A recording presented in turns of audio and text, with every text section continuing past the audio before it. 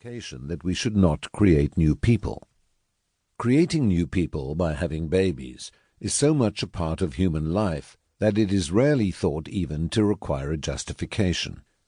Indeed, most people do not even think about whether they should or should not make a baby. They just make one. In other words, procreation is usually the consequence of sex rather than the result of a decision to bring people into existence. Those who do indeed decide to have a child might do so for any number of reasons, but among these reasons cannot be the interests of the potential child. One can never have a child for that child's sake. That much should be apparent to everybody, even those who reject the stronger view for which I argue in this book, that not only does one not benefit people by bringing them into existence, but one always harms them. My argument applies not only to humans, but also to all other sentient beings. Such beings do not simply exist. They exist in a way that there is something that it feels like to exist. In other words, they are not merely objects, but also subjects. Although sentience is a later evolutionary development and is a more complex state of being than insentience, it is far from clear that it is a better state of being. This is because sentient existence comes at a significant cost.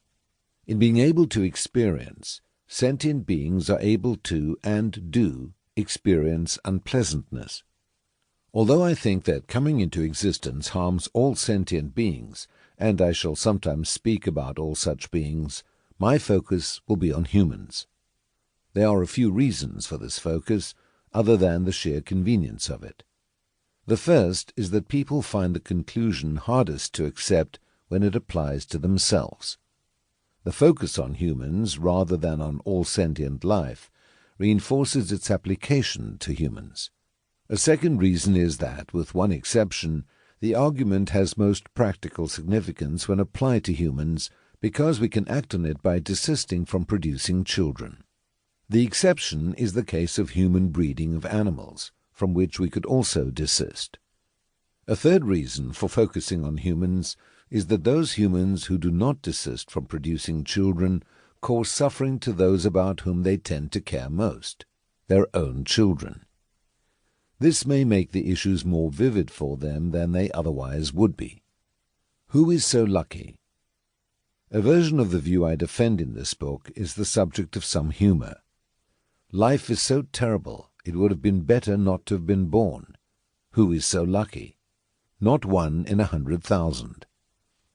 Sigmund Freud describes this quip as a nonsensical joke, which raises the question whether my view is similarly nonsensical. Is it sheer drivel to say that coming into existence is a harm, and thus that it is better never to come into existence? Many people think that it is. Much of the argument in Chapter 2 will show that they are mistaken. But first, some ground must be cleared of confusion.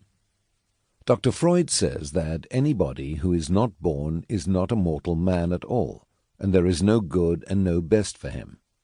Here Dr. Freud anticipates an aspect of what is called the non-identity problem, which I shall discuss at length in Chapter 2. Some contemporary philosophers offer a similar objection when they deny that one could be better off not being born. The never-existent cannot be benefited and cannot be better off.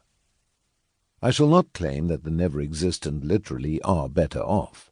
Instead, I shall argue that coming into existence is always bad for those who come into existence.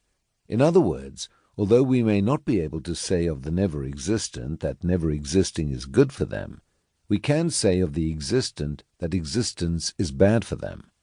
There is no absurdity here, or so I shall argue.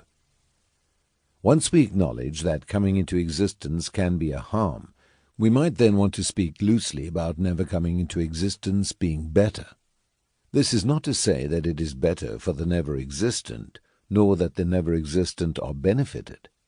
I grant that there is even something odd about speaking about the never-existent, because that is surely a referentless term. There clearly are not any never-existent people. It is, however, a convenient term of which we can make some sense. By it we mean those possible people who never become.